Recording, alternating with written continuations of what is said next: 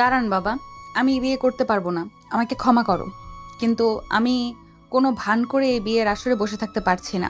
আমি ইভানকে ভালোবাসি। হ্যাঁ, তুমি ঠিকই শুনেছো, আমি ইভানকে ভালোবাসি। আর শুধু আমিই না, ইভানও আমাকে ভালোবাসে। আমরা দুজন দুজনকে ছাড়া বাঁচতে পারবো না। আর হ্যাঁ, তুমি এখন রাজি না হলেও কিছু করার নেই, কারণ আমি আর ইভান বিয়ে করেও ফেলেছি। আমরা অনেক আগেই সকলের আড়ালে বিয়ে করে ফেলেছি, কারণ আমরা জানতাম তুমি কোনোভাবেই আমাদেরকে মেনে নেবে না। কিন্তু বাবা, ভালোবাসা লুকিয়ে রাখা যায় না। তাই আজ আমি আর বসে থাকতে পারলাম না। অনন্যা আপু, আপনি কি একদম মাথা খারাপ করে ফেলেছেন? কি সব আজে বাজে কথা বলছেন? আমি কখন বলেছি আমি আপনাকে ভালোবাসি আর আমাদের বিয়ে হয়েছে? এটা আবার কোথা থেকে বানিয়ে আনলেন? আমি তো এমন কোনো কথা কখনোই বলিনি। এটা কোনো নতুন না তো? তুই ছেলে মানুষ, তোর কথা শুনে এমন মনে হচ্ছে যেন তুই কিছুই জানিস না। আমি মেয়ে মানুষ হয়ে এত লোকের সামনে দাঁড়িয়ে এসব বলতে লজ্জা পাচ্ছি না। তুই আবার কোন সাহসে অস্বীকার করছিস? তুই তো বলেছিলি যে কোনো বিপদে আমরা একসাথে লড়বো, আমাকে কোনোদিন একা ফেলে যাবি না। আজকে সামান্য ঝামেলা হতেই তুই পিছিয়ে যাচ্ছিস। কুত্তা, আমরা একে অপরকে ভালোবাসি, আর তুই এখন অস্বীকার করছিস। দেখুন, একদম বাজে কথা বলবেন না আপু। আমি আপনাকে সিনিয়র হিসেবে ভীষণ সম্মান করি। আপনাকে আমার বড় আপুর মতো দেখি। আপনি জানেন সেটা। তাহলে আমি কেন আপনাকে ভালোবাসার কথা বলবো? বিয়ে করার তো প্রশ্নই আসে না। আপনি যা বলছেন সবই মিথ্যা। দয়া করে এসব কথা আর বলবেন না। এত লোকের সামনে আমাকে অস্বস্তিতে ফেলছেন কেন? অবিশ্বাস্য ইভান, এত সহজে তুমি আমাদের সম্পর্কের কথা ভুলে গেলে? আজকে এখানে দাঁড়িয়ে তুই জোর গলায় বলছিস কিছুই হয়নি। এইটুকু বিপদ দেখেই তুই পিছিয়ে যাচ্ছিস। আমি কখনো ভাবতেও পারিনি তুই এমন কাপুরুষ হতে পারিস। বাবা, তুমি বিশ্বাস করো, আমাদের বিয়ে হয়েছে। ইভান এখন ভয় পাচ্ছে, আর তাই সব অস্বীকার করছে। ওনার কথাগুলো শুনে মনে হচ্ছিল পুরো ঘরে একসাথে কয়েকটা বজ্রপাত হলো। সবাই স্তব্ধ। ইভানের মুখে কথা যেন আটকে গেছে। তার বাবা মাকে সামনে পেয়ে সে আরো ভয়ে জমে গেছে। আর অনন্যার বাবা মা তো একদম বাকরুদ্ধ। কাজী সাহেবের মুখে কোনো কথা নেই। অনন্যার বাবা মা কখনোই ভাবেননি তাদের মেয়ের মুখে এমন কথা শুনতে হবে। ঠিক তখনই যার সাথে অনন্যার বিয়ে হওয়ার কথা ছিল, রবিন, সে রেগে আগুন হয়ে ওঠে।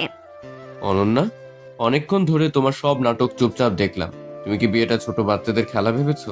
জীবনের সবচেয়ে গুরুত্বপূর্ণ ব্যাপার নিয়ে তুমি এমন অবহেলার মতো আচরণ করতে পারলে? এত বড় কথা তুমি আগে কেন বলনি? আর ইভান নামের সেই ছেলেটার সাথে তোমার বিয়ে হয়ে গেছে, এটা মানে কি? এতদিন তুমি কি সবার সাথে মিথ্যে চালিয়ে যাচ্ছিলে? এমন বাজে কাজ তুমি কিভাবে করতে পারলে? দেখো রবিন, আমি চাই না তোমার সাথে অন্যায় হোক।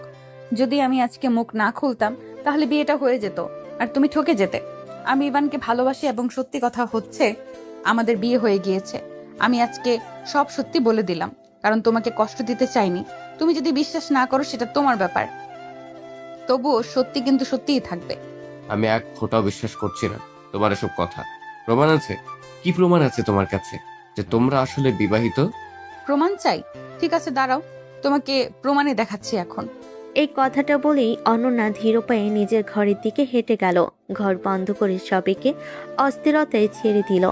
বাইরে থাকা অতিথিরা ফিসফিস করতে শুরু করলো। কেউ বলছে অনন্যার মাথা খারাপ হয়েছে, কেউ বলছে এত ছোট ছেলের সাথে বিয়ে করার সাহসী বা কিভাবে পেল। অনন্যার বাবা মা মাথা নিচু করে লজ্জায় দাঁড়িয়ে রইল। ইভান দাঁড়িয়ে আছে ভয়ে, কাঁপতে কাঁপতে। সে তো জানে কিছুই হয়নি। তাহলে কি দেখাতে যাচ্ছে অনন্যা? তার ভেতরে আতঙ্ক বাড়তে লাগলো। ঠিক তখনই অনন্যা দরজা খুলে আবার ভিতরে এলো। তার হাতে একটা কাগজ। কোনো কথা না বলে সে কাগজটি রবিনের হাতে দিল। রবিন কাগজটা নিল, খুলে পড়ল, আর পড়ার সাথে সাথে তার হাত পা কাঁপতে লাগলো, যেন তার শরীর থেকে সব শক্তি এক মুহূর্তে উধাও হয়ে গেল। সঙ্গে সঙ্গে কাগজটা তার হাত থেকে মাটিতে পড়ে গেল। রবিনের হাত থেকে কাগজটি মাটিতে পড়ে যেতেই ইভানের বাবা এগিয়ে এসে সেটা তুলে নিলেন। তিনি প্রথম লাইন পড়তেই তার মুখের রং পাল্টে গেল। রাগে, হতাশায়, অবিশ্বাসে তার চোখ লাল হয়ে উঠল। তিনি সরাসরি ইভানের দিকে এগিয়ে গেলেন এবং কোনো সতর্কতা ছাড়াই ইভানের গালে একটি থাপ্পড় বসিয়ে দিলেন। ইভান মার খেয়ে অস্থির হয়ে দাঁড়িয়ে রইল। সে কোনোভাবেই বুঝতে পারছে না কি হচ্ছে। সে বারবার হাত থেকে কাগজটা কাঁপতে কাঁপতে নিয়ে নিজে পড়তে শুরু করলো, আর পরের সাথে সাথে তার নিঃশ্বাস আটকে গেল। কারণ সেটা আর কিছুই নয়, অনন্যার ইভানের বিয়ের কাবিননামা। তার নিজের সই, স্পষ্ট পরিষ্কার, একেবারে বাস্তবের মতো। ইভান অবাক হয়ে অনন্যার দিকে তাকালো এবং তার দিকে আস্তে আস্তে এগিয়ে গিয়ে বলল, এটা কি করে সম্ভব অনন্যা আপু? আমি তো কখনো এমন কোনো কাগজে সই করিনি। তাহলে আমার এই সই কোথা থেকে আসলো? কি করেছেন আপনি? আমার সই জাল করেছেন? দেখুন অনন্যা আপু, আমি আপনাকে অনেক সম্মান করতাম, কিন্তু আপনি নিজে থেকেই আমার চোখে ছোট হয়ে যাচ্ছেন। দেখো ইভান, একদম বাজে কথা বলবে না। মানছি তুমি তোমার বাবা মাকে ভয় পাও, তাই বলে তুমি সব দোষ আমার একার ঘাড়ে চাপাতে পারো না। তোমাকেও কিছুটা দায়ভার নিতে হবে। প্রেম যখন দুজনে করেছি, বিয়েও দুজনেই করেছি, তাহলে কথা আমি একা কেন শুনবো? কিসের প্রেম, কিসের বিয়ের কথা বলছেন আপনি? আপনি কি পাগল হয়ে গিয়েছেন? দেখুন অনন্যা আপু, প্লিজ মজা করবেন না। আমি বা এখানে যে সবাই উপস্থিত আছে তারা কেউই এখন মজা করার অবস্থায় নেই। সো দয়া করে সত্যিটা বলে দিন। কিসের সত্যির কথা বলছো তুমি? শোনো ইভান, এখানে একমাত্র সত্যি হলো তুমি আমার স্বামী আর আমি তোমার স্ত্রী। এর থেকে বড় বা কঠিন সত্য কিছুই হতে পারে না। আর দেখো, আমি মানছি আমার অনেক ভুল হয়ে গেছে, তোমাকে অনেক আগেই বলা উচিত ছিল, কিন্তু তারপরও এখনো সময় আছে। তুমি নিশ্চয়ই তোমার ভালোটা বুঝতে পারবে। অনন্যা দেখো, প্লিজ মজা করো না। আমি কিন্তু মজা করার অবস্থায় নেই। তুমি জানো আমি তোমাকে কতটা ভালোবাসি, তাই দয়া করে আমাকে কষ্ট দিও না। আমি এই কষ্টটা নিতে পারবো না, আর এই কষ্টটা সহ্য করার ক্ষমতাও আমার নেই। দেখো, সময় থাকতে আমি তোমাকে আরো বড় কষ্ট থেকে বাঁচানোর চেষ্টা করছি, কারণ এটা যদি আরো দেরিতে জানাজানি হতো তাহলে তোমার অনেক বড় ক্ষতি হয়ে যেত। তাই প্লিজ তুমি সব ভুলে যাও এবং নিজের জীবনটা নতুন করে শুরু করো। অবশ্যই আমি জীবনটা নতুন করে শুরু করব, কিন্তু সেটা শুধুমাত্র তোমার সাথে। তুমি বলছো তোমার ইভানের সাথে বিয়ে হয়েছে, মেনে নিলাম, কিন্তু সে তো এটা মেনে নিচ্ছে না। সে তো তোমাকে স্ত্রী হিসেবে স্বীকার করছে না। তাহলে তুমি কেন জোর করছো? তুমি এক্ষুনি ইভানকে ডিভোর্স দেবে এবং আমাকে বিয়ে করবে, কারণ যার সাথে তোমার বিয়ে হয়েছে সে তোমাকে মানতে চাচ্ছে না। তাহলে শুধু শুধু সেই সম্পর্ক রাখার মানে কি? আর আমার কোনো অসুবিধা নেই, তোমার কার সাথে কবে কোথায় বিয়ে হয়েছে না হয়েছে, আমি তোমাকে ভালোবাসি এবং তোমাকে চাই মানে চাই। রবিন, তুমি কি পাগল হয়ে গিয়েছো? আমি এখন অন্য কারো স্ত্রী এবং আমার স্বামী আমার সামনে দাঁড়িয়ে আছে। তুমি কিভাবে তার সামনে আমাকে ডিভোর্স দেওয়ার কথা বলতে পারো? আর এই মেরুদণ্ডহীনটা কিভাবে দাঁড়িয়ে আছে? মানছি তুই বয়সে ছোট, কিন্তু আত্মসম্মানেও কি ছোট হয়ে গেছিস? তোর সামনে তোর স্ত্রীকে আরেকজন বিয়ের কথা বলছে, তুই কিছুই বলছিস না। কি বলবো আমি? যেখানে আমি নিজেই বিয়েটা মেনে নিতে পারছি না, সেখানে আমার বলার কিছুই আসে না। দেখো অনন্যা আপু, তুমি ভালোভাবেই জানো আমি অনুকে কতটা ভালোবাসি। এখন যদি ও এটা জানতে পারে বা ওর পরিবার জানতে পারে, তাহলে আমাদের সম্পর্কটা ভেঙে যাবে। আমি তোমার কাছে অনুরোধ করছি, প্লিজ আমার এত বড় সর্বনাশ করো না। আমার কাছ থেকে আমার ভালোবাসাটা কেড়ে নিও না, প্লিজ। ইভানের কথা শুনে অনন্যা আরো রেগে যায়। নিজেকে শান্ত করার চেষ্টা করলেও বারবার ব্যর্থ হতে থাকে। তবু সে হার মানে না। অনন্যা আস্তে আস্তে তার বাবা মায়ের দিকে যায়, বাবার পা ধরে বসে পড়ে এবং কান্না করতে করতে বলে, বাবা, তুমি আমাকে নিজের হাতে মারো, ধরো, যা ইচ্ছা তাই করো, কিন্তু আমি ইভানকে ছাড়া থাকতে পারবো না। আমাকে ইভানকে ছাড়া থাকতে বলো না। সত্যি বলছি, আমি মরে যাব। ইভানকে আমি নিজের জীবনের থেকেও বেশি ভালোবাসি। ইভানকে ছাড়া আমার পক্ষে সম্ভব নয়। দয়া করো প্লিজ, আমাকে ইভানকে ভিক্ষা দাও। অনন্যা যখন দেখলো এত কিছু বলার পরও তার বাবা পাথরের মতো চুপ করে দাঁড়িয়ে আছে, তখন সে হাল ছেড়ে মায়ের কাছে যায়। মায়ের কোলে মাথা রেখে বলে, আম্মু, তুমি অন্তত আজকে একটু সাপোর্ট করো, না হলে আমি শেষ হয়ে যাব। যেখানে আমার স্বামী আমাকে মানছে না, পরিবার সাপোর্ট করছে না, আমি কোথায় দাঁড়াবো? তোমরা কি চাও আমি ধ্বংস হয়ে যাই? দেখো, যদি তোমরা এখনো আমার কথা না মানো, তাহলে আমি নিজের জীবনটাই দিয়ে দিব। ইভানকে ছাড়া আমার পক্ষে সম্ভব নয়। তার কান্না আর কথা শুনে অনন্যার বাবার চোখেও পানি চলে আসে। তিনি এগিয়ে গিয়ে ইভানের বাবার সামনে দাঁড়ালেন এবং মাথা নিচু করে বললেন, দোস্ত, তোকে কি বলবো বুঝতে পারছি না। তোর কাছে বলার মতো ভাষা নেই আমার। কিন্তু একটা কথা, মেয়েটা আমার অনেক আদরের। তুই জানিস অনন্য আমার কতটা হৃদয়ের কাছে। সে মেয়ে যখন আজ প্রথমবার কিছু চাইছে, আমি তাকে না করতে পারি না। ওরা ভুল করেছে মানছি, কিন্তু আমরা তো ভুল করতে পারি না। আমি তোর কাছে আমার মেয়ের সুখটা ভিক্ষা চাইছি, তুই কি আমাকে দিবি? দরকার হলে আমি তোর পায়ে ধরতেও রাজি আছি। কি বলছিস? তুই কি পাগল হয়ে গেছিস? অনন্যা কি তোর একার মেয়ে? আমার কেউ না? তোর সুখের কথা আমি ভাববো না? ভুল তো শুধু অনন্যা একা করেনি, আমার ছেলেও করেছে। তাই ফলও ওদের দুজনকেই ভোগ করতে হবে। আমি আজকেই এখানে অনন্যা আর ইভানের বিয়ে দেব। কিন্তু বাবা, কোনো কিন্তু নয়। বিয়ে করার সময় মনে ছিল না? বাবা অনন্যা আপু মিথ্যা বলছে। আমার কখনোই তার সাথে কোনো সম্পর্ক ছিল না। আমি তাকে বড় বোনের মতো দেখি। কেন এমন মিথ্যা বলছে আমি জানি না। বিশ্বাস করো বাবা, আমি সত্যি বলছি। অনন্যার সাথে আমার কোনো সম্পর্কই ছিল না। বিয়ের তো প্রশ্নই আসে না। ঠিক আছে, তোমার কথা বিশ্বাস করলাম, কিন্তু অনন্যা যদি এখন মিথ্যা বলে, তাহলে এই সই, এই কাবিন, এগুলো কি মিথ্যা? ইভানের বাবার কথা শুনে ইভান একদম চুপ হয়ে যায়। কি বলবে ঠিক বুঝতে পারে না, কারণ এটা সত্যি। কাবিন নামায় যে সইটা আছে সেটা তারই। সারা বাড়িতে যেন নিস্তব্ধ ঝড় বয়ে গেল। কাবিন নামার পাতায় স্পষ্ট ইভানের সই। হাজার চেষ্টা করেও সে অস্বীকার করতে পারছে না।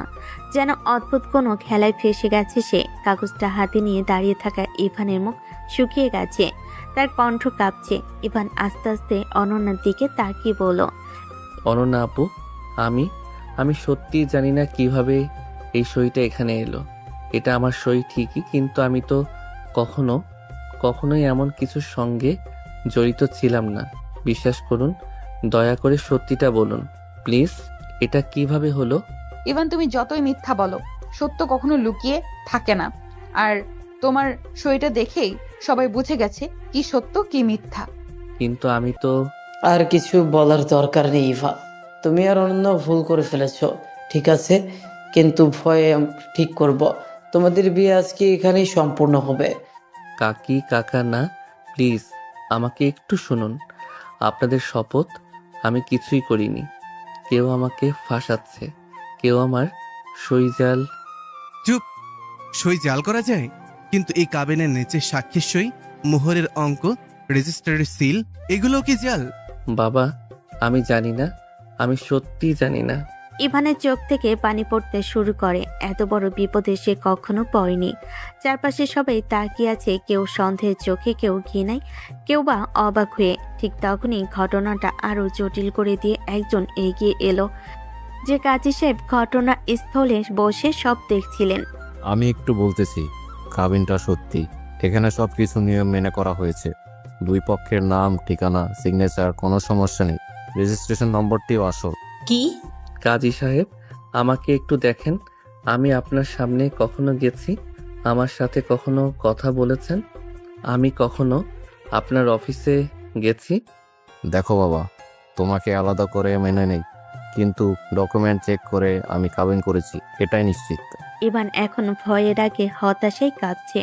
সে অনুভব করছে তার পৃথিবী ভেঙে যাচ্ছে। এ সময় অনন্যা আস্তে করে তার দিকে এগিয়ে এসে খুব নরম কিন্তু তীক্ষ্ণ স্বরে বলল, এখন কি বুঝতে পারছো ইভান, সত্যিকে এইভাবে অস্বীকার করে পালানো যায় না। তুমি চাইলেই বা কি, না চাইলেই বা কি, তুমি আমার স্বামী, আর এই সম্পর্ক কেউ ভাঙতে পারবে না। ইভান হঠাৎ করে পিছিয়ে গেল, যেন কোনো দানব দেখছে। আপনি ইচ্ছে করে করেছেন? এই কাগজ, এই সই সবই পরিকল্পনা করে করেছেন, কিন্তু কেন? আমি কি করেছি আপনার সাথে? অনন্যা একটু হাসলো, একটা ঠান্ডা দুর্বোধ্য হাসি। ভালোবাসা কখনো হিসেব করে হয় না ইভান, আর কখনো কখনো মানুষ তার ভালোবাসা রক্ষা করতে অনেক কিছুই করতে পারে। ইভান যেন ভেঙে পড়ল। আপনি আমাকে ধ্বংস করে দিবেন এভাবে? আমি অনুকে ভালোবাসি, আমি তাকে ছাড়া বাঁচতে পারবো না। এবার অনন্যার চোখ যেন আগুনে জ্বলে উঠল। অনু অনু অনু এই নামটা আর একবার আমার সামনে বললে আমি পাগল হয়ে যাব। তুমি আমার স্বামী হওয়ার অবস্থায় অন্য মেয়ের নাম মুখে আনবে, এটা আমি সহ্য করব না। পরিস্থিতি আরো খারাপ হতে থাকে। অনন্যার মা কাঁদছেন, ইভানের মা অজ্ঞান হয়ে পড়ে যেতে যেতে ধরা পড়লেন। অতিথিরা আতঙ্কে বেরিয়ে যাচ্ছে। বাড়ির ভেতর যেন ঝড়, বজ্রপাত আর অগ্নিকাণ্ড একসাথে ঘটছে। এমন সময় হঠাৎ বাইরে থেকে এক তরুণীর চিৎকার শোনা গেল। ইভান? সবাই ঘুরে তাকালো। দরজার সামনে দাঁড়িয়ে আছে অনু, চোখ ভরা আতঙ্ক, মুখ ভেজা কান্নার, শরীর কাঁপছে। তার পাশে তার বাবা মা। অনু চিৎকার করে ইভানের দিকে দৌড়ে এলো। ইভান, এটা কি কি হচ্ছে এগুলো? এটা কি সত্যি তোমার তোমার বিয়ে হয়ে গেছে? তুমি সত্যি অন্য কাউকে বিয়ে করেছো? ইভান তড়িঘড়ি করে অনুর দিকে ছুটে গেল। না অনু, না, একদমই না। তুমি আমাকে বিশ্বাস করো, এটা সব মিথ্যা। অনন্যা আপু মিথ্যা বলছে। আমি কোনো বিয়ে করিনি। আমি শুধু তোমাকে ভালোবাসি। অনন্যা সামনে এসে দাঁড়ালো। অনু, দয়া করে ভদ্রতা দেখিয়ে এক পাশে হও। তোমার প্রেমিক এখন আমার স্বামী, বুঝেছো? আপনি এমন করবেন ভাবিনি। কেন করছেন এসব? ঘরে আবার নতুন ঝড় শুরু হলো। অনন্যা, ইভান, অনু তিনজনের চোখে 3 রকম দহন। সবাই স্তব্ধ। ঠিক তখন অনন্যার বাবা ধমক দিয়ে বলেন, কাজী সাহেব, বিয়ের প্রস্তুতি নেন, দেরি করা যাবে না, আজই বিয়ে হবে। শুধু তোমাকেই। আপু, ভালোবাসা যদি সত্যি হয় তাহলে কাউকে জোর করে ধরে রাখতে হয় না। আপনি আমাকে ভালোবাসেন এটা আমি বুঝি, কিন্তু আমি কি চাই সেটা জানতে চাননি কেন? আমার মতামত, আমার স্বাধীনতা, এসব কি আপনার কাছে কোনো মূল্য রাখে না? অনন্যা চুপ করে যায়। তার মাথা নিচু করে খুব ধীর স্বরে বলে, তাহলে তুমি কি এখন আমাকে ছেড়ে যাবে ইভান? আমার সবকিছু কি তোমার কাছে এতটাই তুচ্ছ? ইভান আরো কোমল গলায় কিন্তু দৃঢ়ভাবে বলে, কাউকে ছেড়ে যাওয়ার কথা আমি ভাবছি না, কিন্তু মিথ্যার উপর কোনো সম্পর্ক দাঁড়ায় না।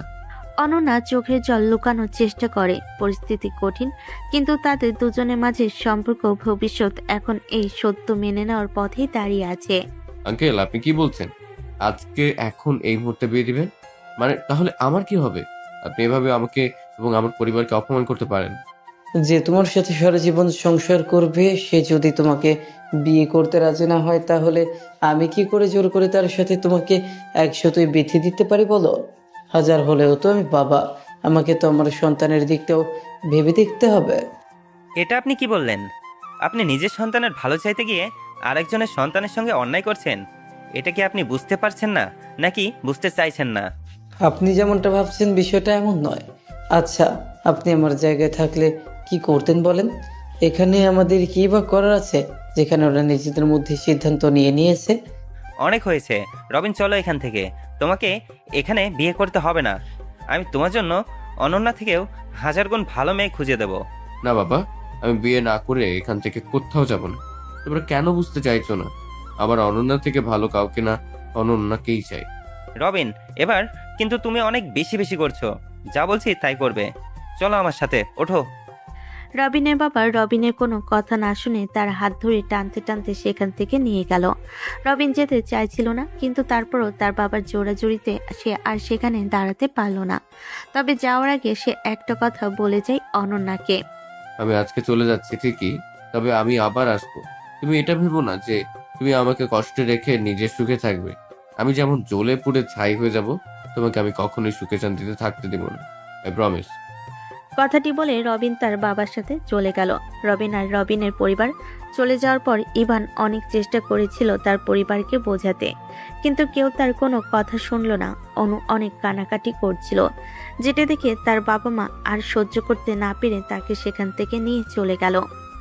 এক একে সবাই চলে যাওয়ার পরে দুই পরিবারের সম্মতিতে ইভান আর অনন্যার আবার বিয়ে হয়।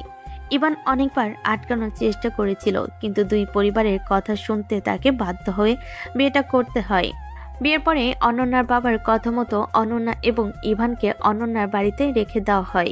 আগামীকাল সকালে অনন্যা এবং ইভান তার পরিবার ঢাকা ফিরে যাবে। আজকে অনেক দেরি হয়ে যাওয়ায় তাদেরকে অনন্যাদের বাড়িতে থেকেই রাত কাটাতে হয়। যে যা ঘরে গিয়ে বিশ্রাম করলো, আর অনন্যা আর ইভানকে অনন্যার ঘরে থাকতে দেওয়া হলো। ইভান ঘরে এসে দেখে অনন্যা বসে যে তার বেডের উপর বসে আছে। ইভান এসে ঘরের দরজা বন্ধ করে সোজা অনন্যার সামনে গিয়ে দাঁড়ায় এবং কঠিন গলায় বলে, কেন করলেন আপনি এমনটা? কি ক্ষতি করেছিলাম আমি আপনার? কেন আপনি আমার এত বড় ক্ষতি করলেন? কেন আমাকে আমার ভালোবাসা থেকে আলাদা করে দিলেন? তোমার লজ্জা করে না? বিয়ের দিনে নতুন বউয়ের সামনে দাঁড়িয়ে তুমি অন্য মেয়েকে ভালোবাসার কথা বলছো? তোমার তো লজ্জা হওয়া দরকার। লজ্জা আমার না, আপনার হওয়া দরকার। নিজের থেকে হাঁটুর বয়সের একটা ছেলেকে মিথ্যে অপবাদ দিয়ে পাশে নিয়ে জোর করে বিয়ে করলেন। আপনার মধ্যে যদি বিন্দু মাত্র লজ্জা বোধ থাকতো তাহলে আপনি আমাকে এসব কথা বলতে পারতেন না। ইভান, এবার কিন্তু তুমি আমাকে অপমান করছো। ভুলে যেও না, আমি কিন্তু এখন তোমার বিবাহিত স্ত্রী। তাই তুমি আমাকে এইভাবে ছোট করে কথা বলতে পারো না। এই চুপ করেন তো। আমি অন্তত আপনার মুখ থেকে ন্যায় অন্যায়ের কোনো কথা শুনতে চাই না। আজকে আপনি আমার যে ক্ষতিটা করেছেন আমি জীবনেও আপনাকে ক্ষমা করতে পারবো না। আমি যতটা সম্মান আপনাকে করতাম তার দ্বিগুণ এখন আপনাকে ঘৃণা করি, প্রচুর ঘৃণা করি। আমি কখনোই বিয়েটা মেনে নিব না, আপনাকে মেনে নিব না। আমি অনুকে ভালোবাসি আর আমি ওকে ছাড়া কখনোই কাউকে নিজের স্ত্রীর জায়গায় বসাতে পারবো না। হ্যাঁ, আপনাকে তো নয়ই। ঘরে নেমে এসেছে অদ্ভুত একটা নীরবতা। বাইরে গভীর রাত, পুরো বাড়ি ঘুমিয়ে আছে, কিন্তু এই ঘরের ভেতর এখনো অশান্তি, রাগ হারানোর বেদনা আর অঝোর কান্নার গন্ধ মিশে আছে। ইভানের বুকের ভেতর আগুন আর অনন্যার চোখে ভেতর ঝড়। বসা অনন্যাকে দেখে ইভান আবারও নিজের রাগ থামাতে পারে না। কেন করলেন আপনি এমনটা? বলুন তো, একবারও কি মনে হলো না আমি কি চাই, আমার জীবনে কি হতে পারে? আমি কি এতটাই তুচ্ছ আপনার কাছে? আমি কি আপনার জন্য কেবল একটা জোর করে পাওয়া মানুষ, যার অনুভূতির কোনো মূল্যই নেই? আপনি জানতেন অনু আমার সব কিছু। আপনি নিজে আমাকে বলেছিলেন যে আপনি আমাকে ভালোবাসেন, কিন্তু ভালোবাসার নামে কি করেন আপনি? আমার পুরো জীবনটাই বদলে দিলেন একদিনে। আপনি জানেন ভালোবাসা মানে কি? ভালোবাসা মানে কারো হাসি দেখলে নিজের মনটা ভরে ওঠা, তার চোখে জল দেখলে নিজের বুকটা ব্যথা করা। কিন্তু আপনি আপনি আমার চোখের জল দেখেও নিজের মনটাকে একটু নরম করতে পারলেন না কেন? তোমার কথা শুনলে মনে হয় আমি নাকি খুব খারাপ, খুব স্বার্থপর। কিন্তু তুমি কি জানো আমার পরিস্থিতি কি ছিল? তুমি কি কোনোদিন ভেবেছো আমি কি চাই না? আমি কি স্বপ্ন দেখি না?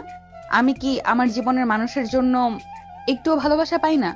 যেদিন শুনলাম তুমি অনুর নামে একটা মেয়েকে ভালোবাসো, সেই দিনই আমার ভেতরে সব ভেঙে গিয়েছিল। আমি কি চাইনি তোমার পাশে থাকতে, চাইনি তোমার বউ হতে। 1000বার মরেছি ভেতরে ভেতরে, তবুও তোমাকে কখনো কিছু বলিনি। তোমাকে ছাড়া বাঁচতে পারবো না, এই সত্যি কথা বাবাকে বলেছিলাম। সেই ভুলটাই বোধহয় করেছি। ভালোবাসা? এইটা ভালোবাসা? আমার জীবন ভেঙে তোমার জীবন গড়া কি ভালোবাসা? আমি অনুকে যতটা ভালোবাসি তুমি তার অর্ধেক বুঝলেও আমাকে কখনো কষ্ট দিতে পারতে না। তুমি জানো আমি অনুকে ছাড়া থাকতে পারবো না, তাকে ছাড়া আমি পুরোপুরি অসম্পূর্ণ। তুমি কি জানো ওর সাথে আমার প্রতিটা সকাল রাত কেমন কাটতো? ওর হাসি দেখলে আমার পৃথিবী বদলে যেত। আর আজ তুমি আমাকে সেই পৃথিবী থেকে ছিঁড়ে বের করে এনে জোর করে একটা জীবনে ঠেলে দিলে, যেটা আমি চাই না। তোমার চোখে আমি কি এতটাই অমর্যাদার, এতটাই অযোগ্য? আমি কি মানুষ না? আমার কি কোনো অনুভূতি নেই? ভালোবাসা শুধু তোমরা ছেলেরাই করো, মেয়েরা করে না? যেদিন শুনলাম তোমার সাথে আমার বিয়ের কথা উঠেছে, তখন কতটা খুশি হয়েছিলাম তুমি জানো? মনে হয়েছিল আমার দুনিয়া বদলে গেছে। কিন্তু তুমি তো চোখ তুলে তাকালে না আমার দিকে। তোমার প্রতিটা আচরণ, তোমার প্রতিটা কথা আমাকে মেরে ফেলেছে ভেতরে ভেতরে। তা সত্ত্বেও আমি চুপ ছিলাম, কারণ ভেবেছিলাম একদিন হয়তো তুমি আমাকে একটু হলেও বুঝবে। না, কখনই পারবো না। এটা আপনার ভুল ধারণা ছিল। আমার হৃদয় বন্ধ হয়ে গেছে আজকের পরে। আমি আপনাকে স্ত্রী বলে মেনে নেওয়ার মতো শক্তিও আমার নেই। দেখেন, আপনি জোর করে পাশে বসতে পারবেন, কিন্তু কখনো হৃদয়ে জায়গা নিতে পারবেন না। আমার হৃদয়ে শুধু অনুর জন্যই জায়গা আছে, আর সেটা আজীবন থাকবে। আপনার ভুল সিদ্ধান্ত, আপনার একগুঁয়ে ভালোবাসা, সব কিছু মিলিয়ে আমাকে একটা সম্পর্কের কারাগারে ঠেলে দিয়েছেন, আর সেই কারাগার আমি কখনোই মেনে নেব না। অনন্যার গাল বেয়ে ঝরে পড়া জল বৌসাজে রং গলিয়ে দিচ্ছে। তার নাক চোখ লাল, শ্বাস ভারী, কিন্তু মুখে আর কোনো কথা নেই। ইভান রাগে ব্যথায় যত সময় অতিবাহিত হতে লাগলো, ইভানের জ্বর তত বাড়তে লাগলো। অনন্যা এত জ্বর দেখে ভীষণ ভয় পেয়ে গেল, আর সময় নষ্ট না করে সে বাটিতে সামান্য পানি নিয়ে এলো এবং পাতলা একটা কাপড় নিয়ে জলপট্টি করতে লাগলো। কিছুক্ষণ পর ফার্স্ট এইড বক্স খুঁজে নিয়ে এসে ওখান থেকে ব্যথা ও জ্বরের ওষুধ বের করে ইভানকে খাওয়ালো। তারপর ইভানের শরীর থেকে শার্টটা খুলে দিল যা ইভান পরেছিল। এরপর বাড়িতে গরম পানি এনে পুরো ঘর খুঁজে ইভানের টাওয়াল নিয়ে এলো। কুসুম গরম পানিতে টাওয়ালটা ভিজিয়ে ইভানের সমস্ত শরীর মুছে দিতে লাগলো অনন্যা। ইভান বারবার কেঁপে কেঁপে উঠছিল। অনন্যা যখন ইভানের শরীর মুছছিল, তখন হঠাৎ ইভানের উন্মুক্ত সাদা লোমহীন বুক দেখে তার হাত বারবার কেঁপে যাচ্ছিল। কিন্তু কেন এমন হচ্ছিল অনন্যা বুঝতে পারছিল না। সে ইভানকে ভীষণ ভালোবাসতো, কিন্তু কখনো এতটা কাছ থেকে ইভানকে দেখতে পায়নি। নিজের উপর নিয়ন্ত্রণ হারিয়ে অনন্যার মন যেন অজান্তেই নাচতে লাগলো। হঠাৎ নিজেকে সামলাতে না পেরে অনন্যা ইভানের গালে একটা কিস করলো। পরে যখন বুঝলো সে কি করলো, তখন লজ্জায় বুক ফাটা কাঁপুনি নিয়ে সেখান থেকে দ্রুত উঠে পড়ল। অবচেতন মনোভাবেই ইভান তার হাত ধরে টেনে নিজের বুকের উপর ফেলে দিল অনন্যাকে। অনন্যা বিস্ময়ে ফিস্ট হয়ে গিয়েছিল। সে বুঝতে পারল না কি হচ্ছে। অসাবধানতা বশত ইভানের বুকের উপর পড়ে ঠোঁট স্পর্শ করলো ইভানের ঠোঁটকে। এতে তার মন আরো বেশি জমে গেল। অনন্যার লক্ষ্য করলো ইভান অদ্ভুত গভীর দৃষ্টিতে তার দিকে তাকিয়ে আছে। অনন্যা বুঝতে পারল না হঠাৎ কেন ইভানের চোখে এমন ভাবনা। যখন অনন্যা উঠে যেতে চাইল, ইভান তাকে টান দিল, নিজের আরো কাছে টেনে নিল। অনন্যা তখনও কিছু বুঝতে পারেনি যে আসলে ঘটনা কি।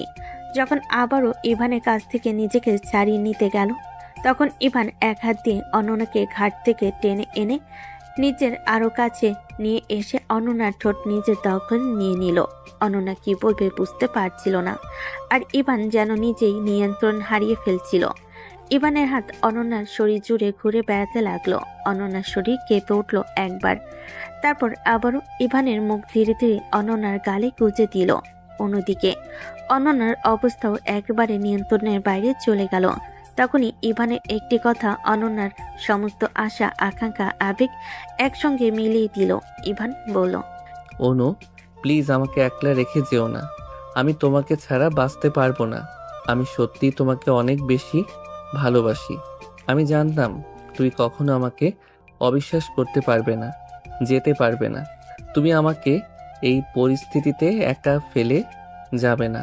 আমি জানতাম তুমি আবার ফিরে আসবে। ইভানের এই কথা শুনে অনন্যার মাথায় যেন আকাশ ভেঙে পড়ল। অনন্যা এইটুকু বুঝতে পারল যে এতক্ষণ ইভান তাকে অনু ধরে চিনেছিল।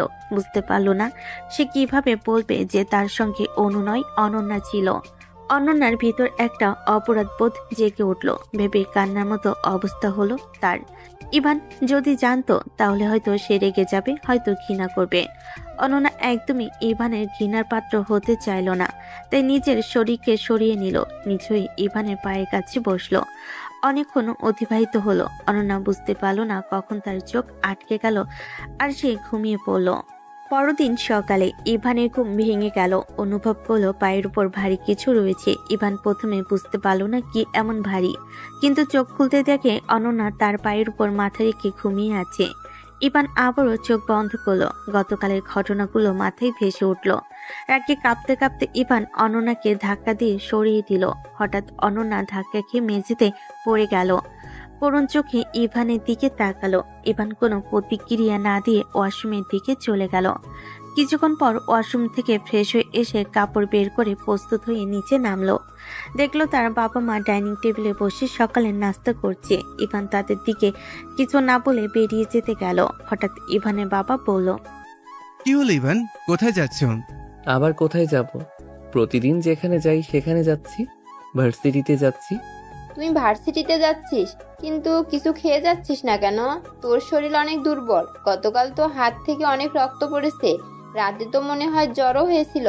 তোর তো হালকা ব্যথাতেও জ্বর চলে আসে। আমার খিদে নেই, আমি কিছু খাবো না। আমার দেরি হয়ে যাচ্ছে, আমি আসছি। তুই দিন দিন অনেক অবাধ্য হয়ে যাচ্ছিস ইভান। আমার কথা তোর কানে যাচ্ছে না নাকি? আমি তো বলেছি খাবার খাইয়ে যেতে। আর তুই একা ভার্সিটিতে যাচ্ছিস, মানে অনন্যা তো ভার্সিটিতে যাবে। তোমরা তো এখন স্বামী স্ত্রী। সবচেয়ে বড় কথা, একই ভার্সিটিতে গেলে কেন আলাদা আলাদা যাবে? তুমি একা যাচ্ছ কেন? আমি তো অনেক কথা বলেছিলাম গতকাল, কিন্তু তোমরা শুনলে? তোমাদের কানে গিয়েছিল। তাহলে এখন কিভাবে পাশে রাখছো যে তোমাদের কথা আমার কানে যাবে, আমি শুনবো? সরি বাবা, আমি তো শুনলাম তোমার কথা। এভাবে ইভান তার বাবাকে কিছু কথা বলে সেখান থেকে চলে গেল। এবার সেখান থেকে যাওয়ার পরে অনন্যা ফ্রেশ হয়ে নিচে নামলো। বাবা মা ডাইনিং টেবিলে বসে আছেন, কিন্তু কোনো খাবার খাচ্ছেন না। অনন্যা তাদের সামনে দাঁড়িয়ে বলল, আঙ্কেল আন্টি, আমি আমার পড়াশোনাটা কন্টিনিউ করতে চাই। তোমরা যদি অনুমতি দাও তাহলে আমি ভার্সিটিতে যাব। আসলে থার্ড ইয়ার প্রায় শেষের দিকে, আর একটা বছর বাকি আছে। তাই যদি তোমাদের কোনো আপত্তি না থাকে আমি আমার অনার্সটা কমপ্লিট করতে চাই। এভাবে বলছিস কেন মা? তুই মনে হয় এখনো আমাদেরকে নিজের করে নিতে পারিসনি, তাই না? ভুল তো মানুষ মাত্রই করে, তোদেরও হয়েছে। কিন্তু তোরা তো আমাদের সন্তান, আর আমরা বাবা মা সন্তানদের যত বড়ই ভুল থাকুক না কেন ক্ষমা করে দিতে বাধ্য। তাই আমরা তোমাদেরকে ক্ষমা করে দিয়েছি। আর যতদূর ইচ্ছা পড়াশোনা করতে পারবি, এটা নিয়ে আমাদের কোনো আপত্তি নেই। আমি তো ইভানকে বলেছি তোকে সাথে করে ভার্সিটি নিয়ে যাওয়ার জন্য। আসলে আঙ্কেল, বিষয়টা এমনটা নয়। আমি জানি তোমরা আমাকে ভীষণ ভালোবাসো, নিজের মেয়ের মতো। আমিও তোমাদের কখনো বাবা মার থেকে আলাদা করে দেখিনি, কিন্তু তারপরেও তোমাদের থেকে জেনে নেওয়াটা আমার নিজের মনের শান্তির জন্য দরকার ছিল। অনন্যা যখন ইভানের বাবার সঙ্গে কথা বলছিল তখন ইভানের মা একটা কথাও বলেনি। পরবর্তীতে সে সেখান থেকে উঠে গেল। অনন্যার লক্ষ্য করলো ইভানের মা সবসময় অনন্যাকে এড়িয়ে চলছে, কিন্তু অনন্যা মনে মনে ভাবল সে কি কোনো অন্যায় করেছে যার জন্য ইভানের মা তাকে এভাবে উপেক্ষা করছে। সে বুঝে উঠতে পারছিল না কেন এমনটা হচ্ছে। অনন্যা ইভানের বাবার সঙ্গে নাস্তা করে ভার্সিটির উদ্দেশ্যে রওনা দিল। এমন সময় পেছন থেকে ইভানের বাবা বলল, দাঁড়াও না, তোমাকে একা যেতে হবে না, আমি তোমাকে পৌঁছে দিয়ে আসছি। আর হ্যাঁ, পাকামি করে বেশি কথা বলতে হবে না, আমার কোনো সমস্যা হবে না, কারণ আমি তোমার ভার্সিটির রাস্তা দিয়ে অফিসে যাব এখন। অনন্যা আর বেশি কথা বাড়ালো না, সেও ভদ্র মেয়ের মতো চুপচাপ বাবার সঙ্গে চলে গেল। ইভানের বাবা এসে অনন্যাকে বিশ্ববিদ্যালয়ের সামনে নামিয়ে দিয়ে চলে গেল। অনন্যা প্রতিদিনের মতো আজও বিশ্ববিদ্যালয়ে প্রবেশ করলো, যেখানে তার বন্ধু মহল আর অনন্যা সকলে বসে আড্ডা দেয়। সেদিকেই চলে গেল। অনন্যা বিশ্ববিদ্যালয়ে আসার পর থেকে আশেপাশের পরিবেশ ভালো করে লক্ষ্য করছিল। মনে মনে হচ্ছিল কারোর মন কষ্টে আছে। এমন সময় তার বেস্ট ফ্রেন্ড মিতু এসে অনন্যার পাশে দাঁড়িয়ে হালকা করে ধাক্কা দিয়ে ফিসফিস করে বলল, কি রে, আজকে হঠাৎ এমন মনমরা চুপচাপ হয়ে গেছিস, কিছু বলছিস না? কি হয়েছে? আর তুই তো 2-1 দিন ধরে ভার্সিটিতে আসিস নাই কেন রে? কিছু না, তোর কি খবর তাই বল আগে। ও আচ্ছা, ঠিক আছে। তুই কি আমার উপর অভিমান করে আছিস তোর বিয়েতে যেতে পারিনি বলে? আসলে দোস্ত, মন খারাপ করিস না প্লিজ। কি করব বল, হঠাৎ করে দাদু অসুস্থ হয়ে যাওয়ায় বাবা জোর করে দেশের বাড়িতে নিয়ে গেল, তাই তো তোর বিয়েতে যেতে পারিনি। তবে চিন্তা নেই, এখন চলে এসেছি তো, এখন নিশ্চয়ই বিয়ের দাওয়াতটা উসুল করে নিয়ে যাবে। আচ্ছা বল তো, রবিন ভাইয়া কি অবস্থা? আশ্চর্য, তোকে রবিনের অবস্থা আমি কি করে বলবো? গিয়ে জিজ্ঞেস কর সে কেমন আছে, কি অবস্থায় আছে। আশ্চর্য, বুঝিস না কেন? রাবিনের খবর তোর থেকে কার কাছে ভালো থাকবে? হাজার হলেও সে তোর বিয়ে করার স্বামী। দেখ, একবার ফালতু কথা বলবি না। রবিন আমার স্বামী হতে যাবে কিসের জন্য? রবিনের সাথে আমার বিয়ে ঠিক হয়েছিল, কিন্তু শেষ পর্যন্ত রবিনের সাথে আমার বিয়েটা হয়নি। রবিনের সাথে তোর বিয়ে হয়নি মানে? তার মানে তোর বিয়ে ভেঙে গিয়েছে, তুই বিয়ে করিসনি? দেখ না, আমি তোকে আগেই নিষেধ করেছিলাম, পাগলামি করিস না। তুই যে রাস্তায় হাঁটছিস সেটা ঠিক না। তুই নিজের কথা ভাবতে গিয়ে তোর পরিবারের কথা ভাবছিস না, তোর বাবা মার মান সম্মানের কথা তুই একবারও ভাবছিস না। এটা কিন্তু ঠিক না। কিন্তু আমি কি করতাম বলতো? এছাড়া তো আমার কোনো উপায় ছিল না। সে তো কখনোই আমাকে গ্রহণ করতো না, আর এদিকে বাবা মা বিষয়টা সহজে মেনে নিত না। এখন আমি বাঁকা রাস্তা অবলম্বন করায় সকলে বাধ্য হয়ে আমাকে সহযোগিতা করছে।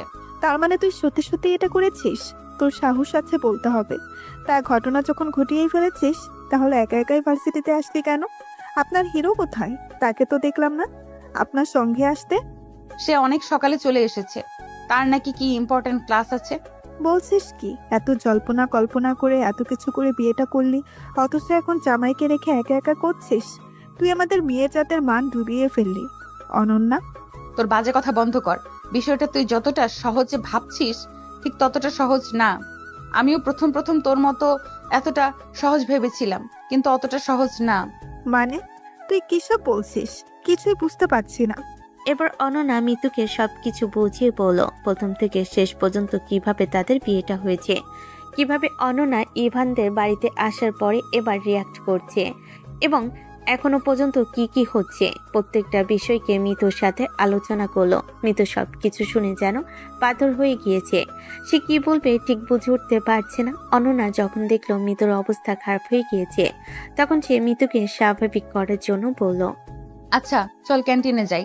সকল ঝামেলার জন্য কিছু খেয়ে আসতে পারিনি ঠিক মতো, প্রচন্ড খিদে পেয়েছে। আগে কিছু খাবো, তারপরে ক্লাসের দিকে যাব।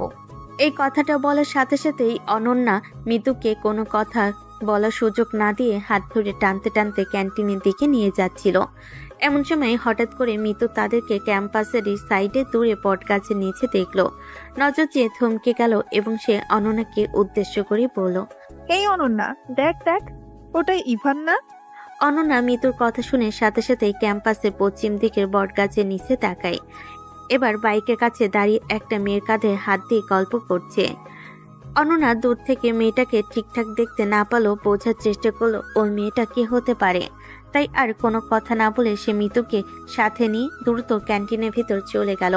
সারাদিনে ক্লাসগুলো যেন কোনো মতে কাটিয়ে অবশেষে অনন্যা বাইরে বেরিয়ে দেখল ইভান তার বাইকের পেছনে সে মেয়েটিকে বসে ক্যাম্পাস থেকে বের হয়ে যাচ্ছে। বিষয়টা দেখে অনন্যার মন ভীষণ খারাপ হয়ে গেল। কোনো মতে একটি রিক্সা নিয়ে ভার্সিটি থেকে বাড়ি ফিরল অনন্যা। বাড়ি এসে দেখে ইভানের মা রান্নাঘরে রান্না করছেন। অনন্যা প্রথমে ঘরে গিয়ে ফ্রেশ হয়ে আবার বেরিয়ে এসে ইভানের মায়ের পাশে দাঁড়ালো।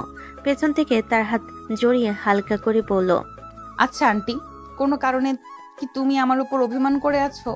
আমার দ্বারা কি কোনো ভুল হয়েছে বা অন্যায় হয়েছে? দেখো, আমার অজান্তে যদি আমার দ্বারা কোনো ভুল বা অন্যায় হয়ে থাকে তাহলে আমাকে ক্ষমা করে দাও প্লিজ। কিন্তু তারপরেও আমার সঙ্গে কথা বলো। তুমি আমার সাথে কথা না বললে আমার একদম ভালো লাগে না। Please aunty, please. ইভানের মা অনন্যার কথাগুলো মনোযোগ সহকারে শুনলেন, কিন্তু কোনো প্রতিক্রিয়া দিলেন না। তখন অনন্যা হালকা করে ইভানের মাকে ঘুরিয়ে সামনে দাঁড় করিয়ে বলল, আচ্ছা আন্টি, কোনো কারণে আমার এখানে আসা কি তোমার বিরক্তিকর কারণ হচ্ছে?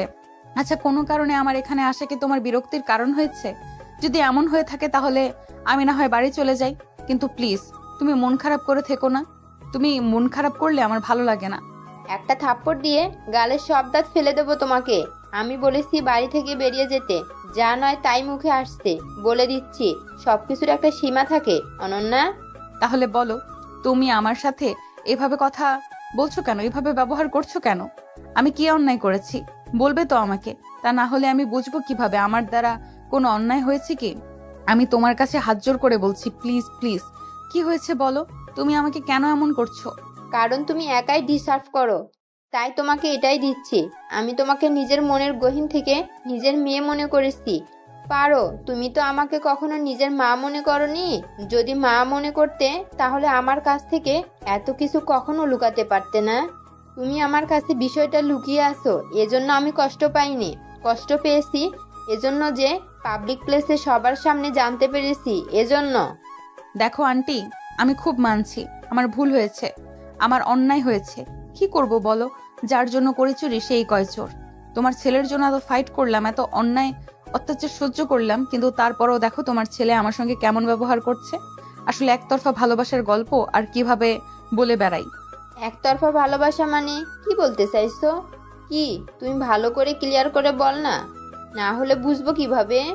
আসলে আন্টি, আমি ছোটবেলা থেকে ইভানকে অনেক বেশি পছন্দ করতাম, কিন্তু আমি তার বয়সে সিনিয়র হওয়ার জন্য ওকে কখনো সাহস করে বলতে পারতাম না। কিন্তু তোমার পরিবার ঠিকই আমার সামনে অন্য একটা মেয়ে নিয়ে ঘুরতো, তখন আমার কি অবস্থা হতো কখনো ভেবে দেখেছো?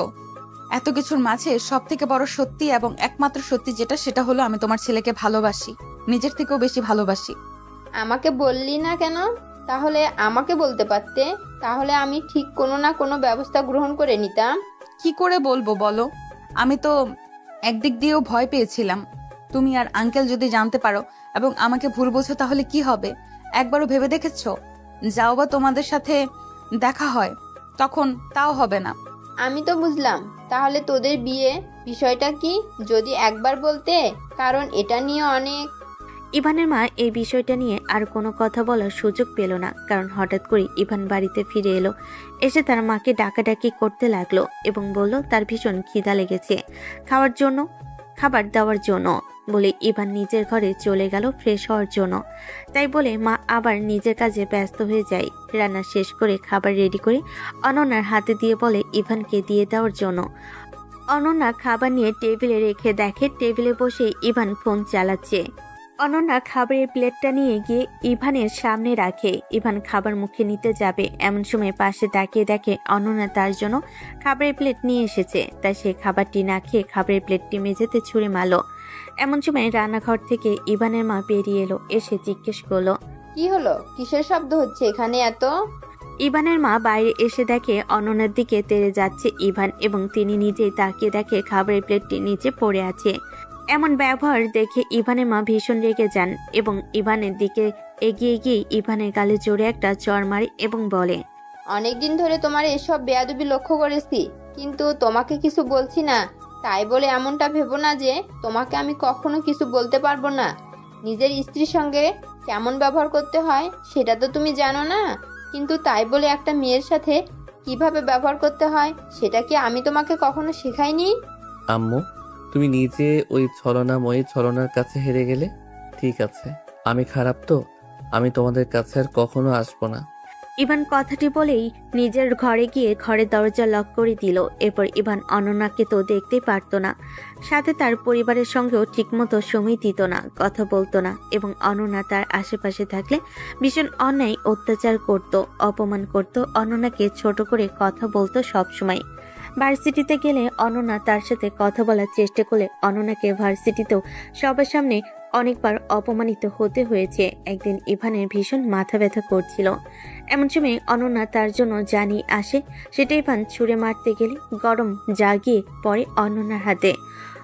অনন্যার হাতে পরে হাত অভ্যাস খানিকটা পড়ে যায়, কিন্তু তারপরও ইভান একটা খোঁজ নেয় না। অনন্যাকে কখনই ইভান তার বেডে জায়গা দেয়নি। এই ঠান্ডার মধ্যে মেয়েটা মেঝেতে একটা পাতলা চাদর বিছিয়ে ঘুমিয়ে থাকে, কিন্তু কখনো ইভান একটা খোঁজ নেয়নি। কিরে অনন্যা, ইভান তোর সাথে এত বাজে ব্যবহার করে, তুই তাও তার কিছু বলিস না কেন?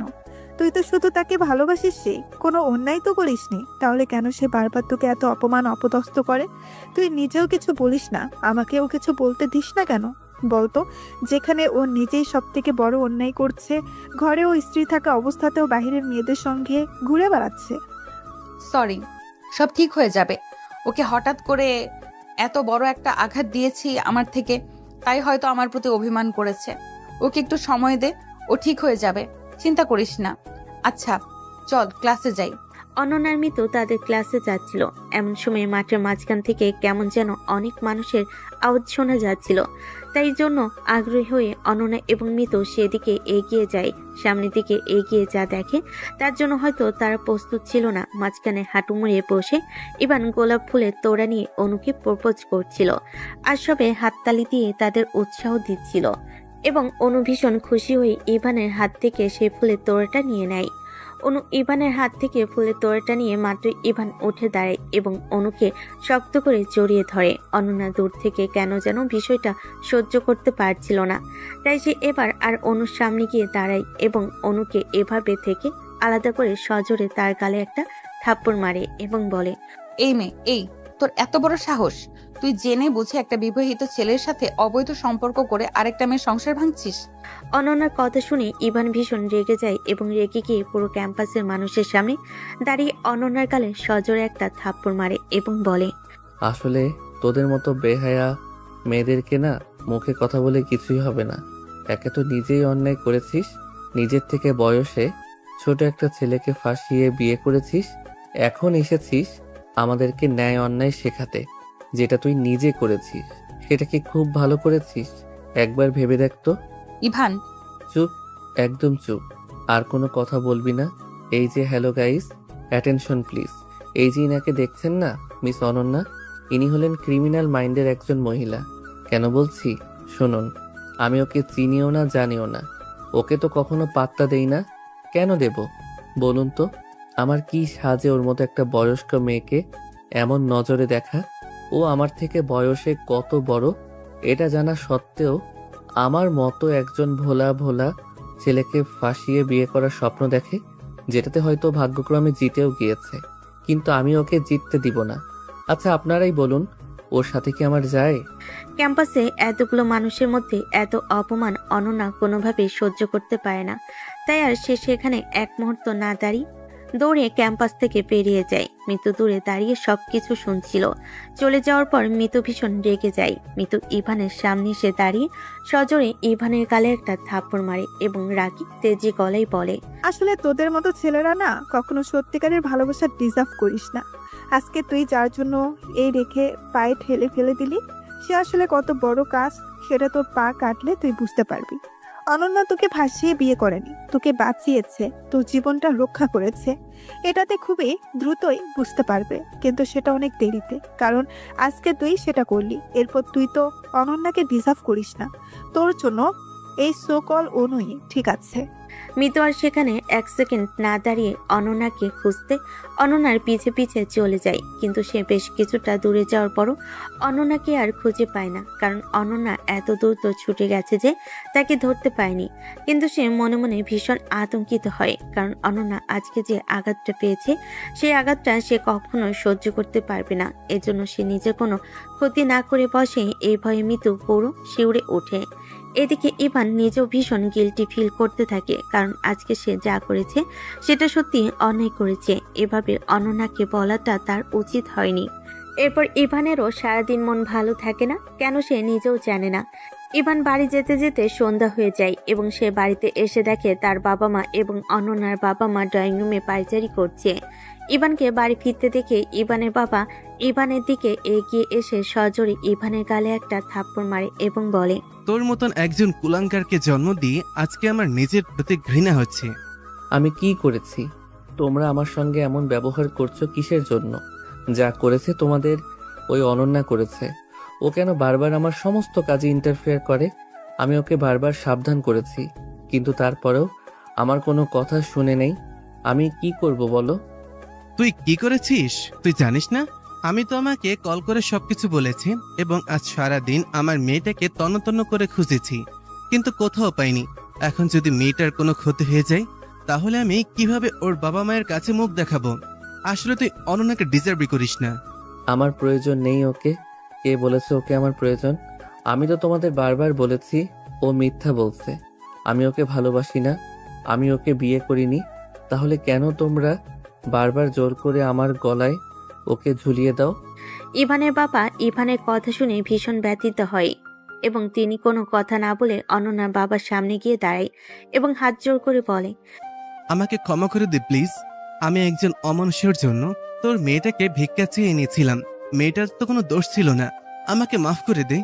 আমার মেয়েটা কোথায় চলে গেল? ও তোকে অন্যায় কিছুতেই সহ্য করতে পারবে না।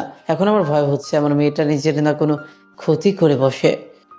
চিন্তা করিস না, কিচ্ছু হবে না। আমরা নিশ্চয়ই ওকে খুঁজে বের করব। আমাদের মেয়েটা এত দুর্বল নয় যে সামান্য কিছু অচেতন মানুষের অপমানে সে নিজের ক্ষতি করে ফেলবে। এই কথাটি বলে ইভানের বাবা এবং অনন্যার বাবা অনন্যাকে খোঁজার উদ্দেশ্যে বাড়ি থেকে বেরিয়ে যায়। এমন সময় ইভানের মা এসে সজোরে একটা থাপ্পড় মারে এবং বলে, তুই বারবার বলতি না মেয়েটা তোকে ফাঁসিয়েছে? আসলে মেয়েটা তোকে ফাঁসায়নি, তোকে বাঁচিয়েছে। তুই যে পাগল হোস অনু অনু করে। তুই কি জানিস এই অনুটাকে? অনু হলো বিজয় খানের মেয়ে। খান গ্রুপ অফ ইন্ডাস্ট্রিজের মালিক বিজয় খান তোদের বাবার সবচেয়ে বড় শত্রু। তোদের বাবাকে যখন ধ্বংস করতে পারেনি, তখন তোদের মাধ্যমে তোদের বাবাকে ধ্বংস করার জন্য তার মেয়েকে তোদের পিছনে লেগে দেয়। আর তুই সেটা না বুঝে তাদের পাতা ফাঁদে পা দিস। এখনো সত্যিটা বললাম, তাহলে তুই কখনো বিশ্বাস করতেও পারতিস না আমাদেরকে। তাই সেদিন প্ল্যান করে অনন্যাকে বলি অভিনয় করার জন্য। আসলে তোদের বাবা মনে মনে চাইতেন না তোদের স্ত্রী হয়ে আসুক, কিন্তু ফোনেও না তোদের থেকে বয়সও বড় জন্য সে কখনো সাহস করে অনন্যার বাবাকে বলতে পারেনি তোদের বিয়ের কথাটা। কিন্তু হঠাৎ করে একদিন কোনোভাবে আমরা জানতে পারি অনন্যা তোদের মনে মনে পছন্দ করে। তাই তোদের বাবা এই সুযোগটা কখনোই হাতছাড়া করতে চায়নি। তখন অনন্যার বাবা এবং অনন্যার সাথে কথা বলে এবং অনন্যা রাজি হয়ে যায় তোদের এই সিচুয়েশন থেকে বের করে আনতে সাহায্য করার জন্য। তাই সেদিন সে বিয়ের দিন ওই নাটকটা করেছিল। আর কাবিননামায় সই অনন্যা তোদের থেকে নেয়নি, সেটা তুই নিজেই করে দিলি, যেটা তোদের বাবা ব্যবসায়ী কাগজ বলে তোদের থেকে অনেক আগেই সই করে নিয়েছিল। আর সত্যি আমার ভীষণ কষ্ট হচ্ছে, কষ্ট তোলে করুণা হচ্ছে তোদের প্রতি। বিশ্বাস কর, আজকে নিজেকে ভীষণ অপরাধী মনে হচ্ছে তোকে জন্ম দিয়ে। তবে একটা কথা মাথায় রাখিস, যদি আজকে অনন্যার কিছু হয়ে যায় তাহলে আমি কখনই তোকে ক্ষমা করতে পারবো না। ইভান তার মায়ের কথাগুলো শুনে ভীষণ শকড হয়, কারণ অনন্যা তো কখনো তাকে ঠকায়নি। সে তো চেয়েছে বারবার তাকে বাঁচানোর জন্য, কিন্তু সে বারবার ভুল বুঝে অনন্যাকে অপমান অপদস্থ করেছেন। এরপর অনন্যার মা ইভানের দিকে এগিয়ে আসে এবং বলে, তুমি না বলেছিলে তোমার সর্বোচ্চ চেষ্টা করে তুমি আমার মেয়েকে ভালো রাখার চেষ্টা করো। এটা তোমার ভালো রাখা। এটা যদি তোমার ভালো রাখা হয় তাহলে তুমি আমার মেয়েকে খারাপ রাখতে। ইভান অনন্যার মায়ের কথাগুলো শুনে ভীষণ কষ্ট পায়। আর এদিকে অনন্যার মা সারাদিন কান্না করে যাচ্ছে ইভান কারোর সাথে আর কোনো কথা বলে না। বাইকের চাবিটা নিয়ে আবারও বেরিয়ে পড়ে এবং মনে মনে বলল, তুমি সবসময় আমার জন্য এতটা সযত্ন করেছো, কিন্তু কখনো আমার এত অপমান, এত অত্যাচার, এত অবহেলা সহ্য করো কেন? রয়ে গিয়েছিলে কিসের জন্য? আমাকে আগে কেন সত্যটা তুমি বলনি? প্লিজ আমাকে ক্ষমা করে দাও অনন্যা, প্লিজ এসো। নিজের ভুল বুঝতে পেরেছি। হে আল্লাহ, তুমি অন্যকে আমার কাছে ফিরিয়ে দাও, সে যেন নিজেকে কোনো ক্ষতি না করে। আমি যাকে বারবার নিজের সব থেকে বড় ক্ষতি দাবি মানতাম, সেই তুমি আমাকে জীবনের সব থেকে বড় উপকার করে দিয়েছো। ইভান সারা রাস্তা অনন্যাকে খুঁজে বেড়াচ্ছে এবং কানাকাটি করছে। এর মধ্যে ইভান অনন্যার সকল ফ্রেন্ড সার্কেলকে সবার সাথে ফোন দিয়ে কথা বলেছে, কারো বাসায় গিয়েছে কিনা জিজ্ঞেস করেছে, কিন্তু সকলেরই উত্তর একই, না, কারো বাড়িতে যায়নি। এতে ইভানের ভয় আরো বেড়ে গেল। হঠাৎ আকাশে বিদ্যুৎ চমকাতে শুরু করেছে। আবহাওয়া যেন নিজেই ইভানের সাথে তাল মিলিয়েছে। ইভানের মনে মাঝে যেমন ঝড় চলছে, ঠিক তেমনি পরিবেশও ঝড় বাতাসের দাপট দেখাচ্ছে। এর মাঝে হঠাৎ করে বৃষ্টি শুরু হয়ে যায়, কিন্তু ইভান কোথাও অনন্যাকে খুঁজে পাচ্ছে না। সারাদিন ধরে খুঁজে বেরিয়ে রাতে বৃষ্টিতে ভিজে ক্লান্ত হয়ে রাত গভীর। শহরের বৃষ্টিতে ভিজে ভিজে ইভানের হৃদয় যেন আরো ভারী হয়ে উঠছে। সারাদিন ধরে অনন্যাকে খুঁজে ফিরেছে সে, তার খোঁজ পায়নি। আশঙ্কায় বেদনায় পীড়িত এই যুবক এখন একাকী শহরের নির্জন গলিতে দাঁড়িয়ে আছে। তার মন অশান্ত। হঠাৎ এক কোণায় দেখতে পেল অনন্যাকে। অনন্যার চোখ ভেজা, চেহারা ক্লান্ত, কিন্তু মনের ভেতর এক অচেনা দৃঢ়তা স্পষ্ট। অনন্যা, আমি তোমাকে সারা দিন খুঁজেছি। আমার ভুলগুলো তুমি ভুলে যেতে পারো না জানি, কিন্তু দয়া করে আমাকে একটা সুযোগ দাও। আমি ভুল বুঝেছিলাম, আমি তোমাকে আঘাত দিয়েছি, সেই জন্য সত্যি দুঃখিত। আমাকে ক্ষমা করো, আমি তোমাকে হারাতে চাই না। ইভান, তুমি কি ভাবছো? কিভাবে আমি এত সহজে তোমার কাছে ফিরে আসব? তুমি আমাকে বারবার কষ্ট দিয়েছো, আমার বিশ্বাসের সঙ্গে খেলেছো। আমি কিভাবে আবার তোমাকে বিশ্বাস করব? আমি জানি আমার কথা তোমার কাছে শুধুই প্রতিশ্রুতির মতো শোনাচ্ছে, কিন্তু আমি বদলে গেছি অনন্যা। আমি বুঝতে পেরেছি তোমার ভালোবাসার মূল্য, আর তোমার ছাড়া আমি কিছুই না। তুমি ছাড়া আমার জীবন অন্ধকার। আমি প্রতিদিন প্রমাণ দিতে চাই তোমার পাশে থাকার জন্য আমার ইচ্ছেটা সত্য। তুমি যে কথাগুলো বলছো সেগুলো আমি শুনেছি অনেকবার, কিন্তু এবার তোমার কথাগুলো, তোমার কাজগুলো দেখাতে হবে। শুধু কথা দিয়ে বিশ্বাস ফিরে আসে না। আমি জানি, আর আমি প্রস্তুত তোমার বিশ্বাস ফিরে পেতে। তোমার জন্য আমি প্রতিদিন লড়াই করব। তোমাকে সুখ দেওয়ার জন্য আমার সব কিছু উৎসর্গ করব। কিন্তু আমার মনে দাগ পড়ে গেছে, সেই দাগ মুছে যাওয়া সহজ নয়। তারপর পরে কয়েকদিন ইভান অনন্যার প্রতি তার ভালোবাসা প্রমাণ করার জন্য ছোট ছোট কাজ করে যেতে থাকে। প্রতিদিন সকালে তার জন্য একটি করে চিঠি রেখে যায়, যেখানে থাকে তার ক্ষমা চাওয়ার কথা ও ভালোবাসার গভীর অনুভূতি। কখনো ছোট্ট একটি ফুলের তোড়া, কখনো তার প্রিয় গান গাইতে তার জন্য ভিডিও পাঠায়। একদিন সন্ধ্যায় ইভান অনন্যাকে নিয়ে যায় শহরের এক ছোট পার্কে, যেখানে সূর্যাস্তের সোনালী আলো নদীর জলে পড়ছে। অনন্যা, তুমি কি দেখছো? সূর্যটা ধীরে ধীরে ডুবে যাচ্ছে, ঠিক যেমন পুরনো সব কষ্ট ধীরে ধীরে মুছে যাবে আমাদের জীবনে। আমি চাই তোমার জীবনে শুধু সুখ আর শান্তি থাকুক। আমি চাই আমি তোমার পাশে থাকবো সারা জীবন। আমি অনুভব করতে পারছি তোমার ভালোবাসার গভীরতা। হয়তো তোমার কথা সত্যি হৃদয়ের গভীর থেকে এসেছে। ধীরে ধীরে আমার মন খুলছে তোমার জন্য। তোমার এই বিশ্বাস আমার জন্য পৃথিবীর সব থেকে মূল্যবান উপহার। আমি প্রতিজ্ঞা করছি আর কখনো তোমাকে কষ্ট দেব না। আমরা একসাথে জীবনের সব কষ্ট জয় করব।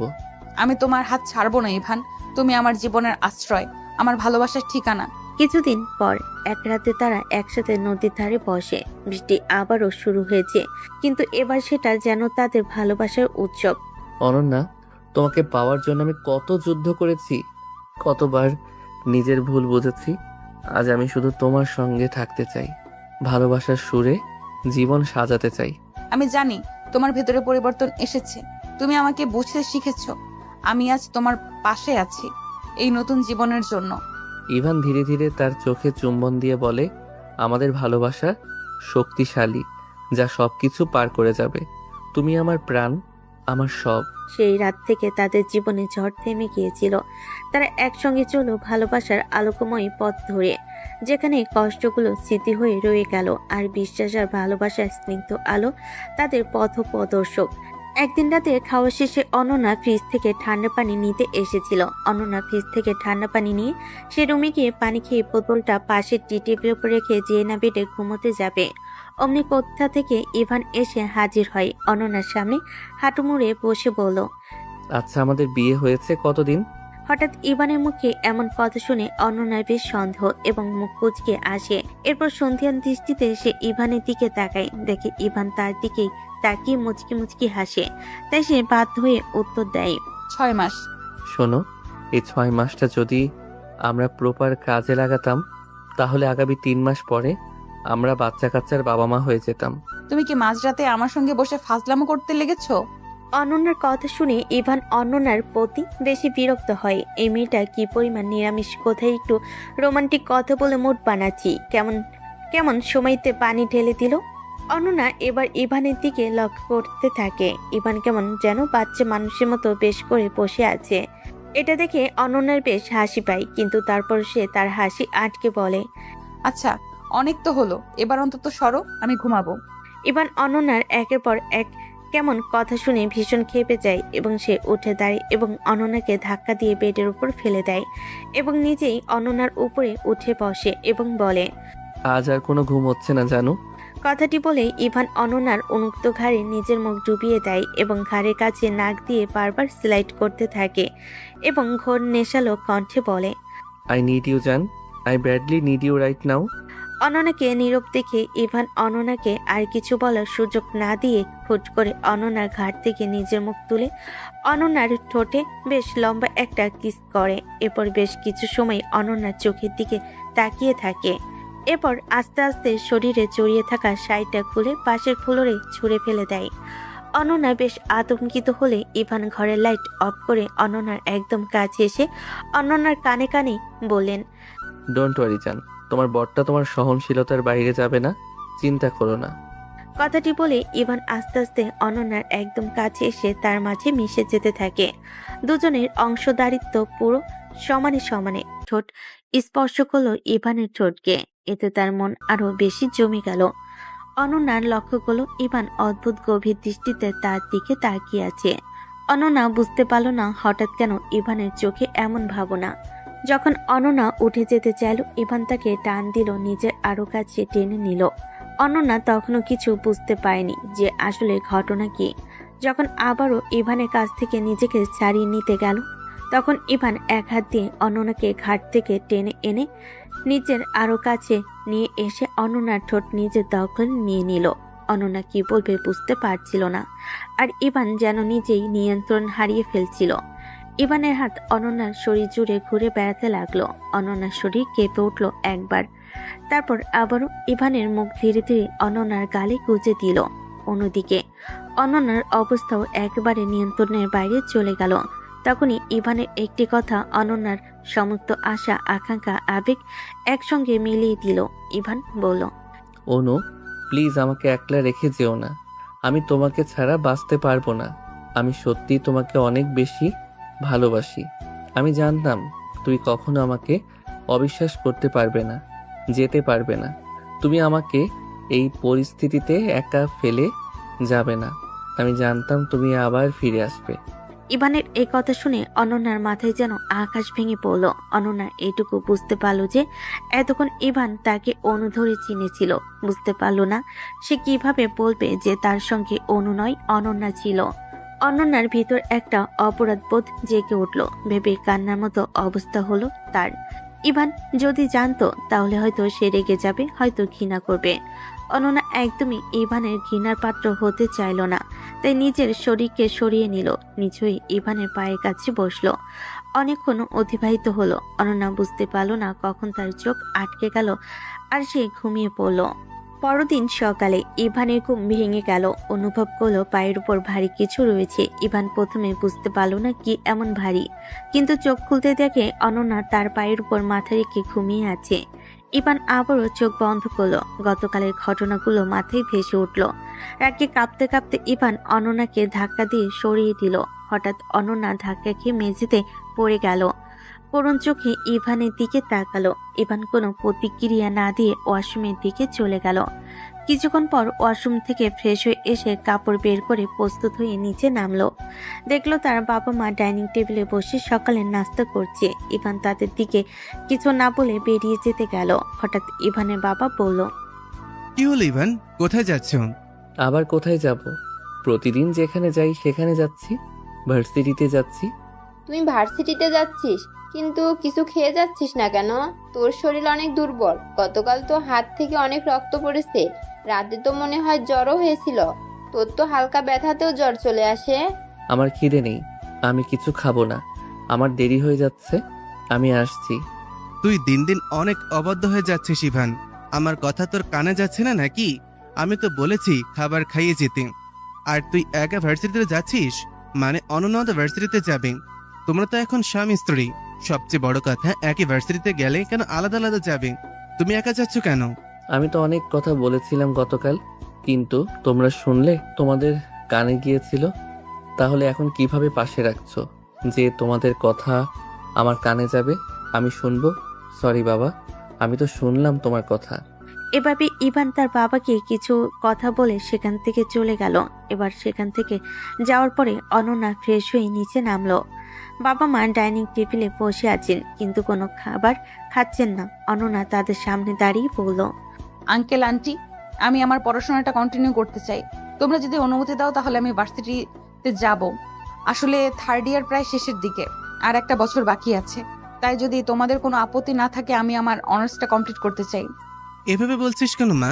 তুই মনে হয় এখনো আমাদেরকে নিজের করে নিতে পারিসনি, তাই না? ভুল তো মানুষ মাত্রই করে, তোদেরও হয়েছে। কিন্তু তোরা তো আমাদের সন্তান, আর আমরা বাবা মা সন্তানদের যত বড়ই ভুল থাকুক না কেন ক্ষমা করে দিতে বাধ্য। তাই আমরা তোমাদেরকে ক্ষমা করে দিয়েছি। আর যত দূর ইচ্ছা পড়াশোনা করতে পারবি, এটা নিয়ে আমাদের কোনো আপত্তি নেই। আমি তো ইভানকে বলেছি তোকে সাথে করে ভার্সিটি নিয়ে যাওয়ার জন্য। আসলে আঙ্কেল, বিষয়টা এমনটা নয়। আমি জানি তোমরা আমাকে ভীষণ ভালোবাসো, নিজের মেয়ের মতো। আমিও তোমাদের কখনো বাবা মার থেকে আলাদা করে দেখিনি, কিন্তু তারপরেও তোমাদের থেকে জেনে নেওয়াটা আমার নিজের মনের শান্তির জন্য দরকার ছিল। অনন্যা যখন ইভানের বাবার সঙ্গে কথা বলছিল তখন ইভানের মা একটা কথাও বলেনি। পরবর্তীতে সে সেখান থেকে উঠে গেল। অনন্যার লক্ষ্য করলো ইভানের মা সবসময় অনন্যাকে এড়িয়ে চলছে। কিন্তু অনন্যা মনে মনে ভাবল, সে কি কোনো অন্যায় করেছে যার জন্য ইভানের মা তাকে এভাবে উপেক্ষা করছে? সে বুঝে উঠতে পারছিল না কেন এমনটা হচ্ছে। অনন্যা ইভানের বাবার সঙ্গে নাস্তা করে ভার্সিটির উদ্দেশ্যে রওনা দিল। এমন সময় পেছন থেকে ইভানের বাবা বলল, দাঁড়াও না, তোমাকে একা যেতে হবে না, আমি তোমাকে পৌঁছে দিয়ে আসছি। আর হ্যাঁ, পাকামি করে বেশি কথা বলতে হবে না, আমার কোনো সমস্যা হবে না, কারণ আমি তোমার ভার্সিটির রাস্তা দিয়ে অফিসে যাব এখন। অনন্যা আর বেশি কথা বাড়ালো না। সেও ভদ্র মেয়ের মতো চুপচাপ বাবার সঙ্গে চলে গেল। ইভানের বাবা এসে অনন্যাকে বিশ্ববিদ্যালয়ের সামনে নামিয়ে দিয়ে চলে গেল। অনন্যা প্রতিদিনের মতো আজও বিশ্ববিদ্যালয়ে প্রবেশ করলো, যেখানে তার বন্ধু মহল আর অনন্যা সকলে বসে আড্ডা দেয়। সেদিকেই চলে গেল। অনন্যা বিশ্ববিদ্যালয়ে আসার পর থেকে আশেপাশের পরিবেশ ভালো করে লক্ষ্য করছিল। মনে মনে হচ্ছিল কারোর মন কষ্টে আছে। এমন সময় তার বেস্ট ফ্রেন্ড মিতু এসে অনন্যার পাশে দাঁড়িয়ে হালকা করে ধাক্কা দিয়ে ফিসফিস করে বলল, কি রে, আজকে হঠাৎ এমন মনমরা চুপচাপ হয়ে গেছিস? কিছু বলছিস না, কি হয়েছে? আর তুই তো 2-1 দিন ধরে ভার্সিটিতে আসিস নাই কেন রে? কিছু না, তোর কি খবর তাই বল আগে। ও আচ্ছা, ঠিক আছে। তুই কি আমার উপর অভিমান করে আছিস তোর বিয়েতে যেতে পারিনি বলে? আসলে দোস্ত, মন খারাপ করিস না প্লিজ। কি করব বল, হঠাৎ করে দাদু অসুস্থ হয়ে যাওয়ায় বাবা জোর করে দেশের বাড়িতে নিয়ে গেল, তাই তো তোর বিয়েতে যেতে পারিনি। তবে চিন্তা নেই, এখন চলে এসেছি তো, এখন নিশ্চয়ই বিয়ের দাওয়াতটা উসুল করে নিয়ে যাবে।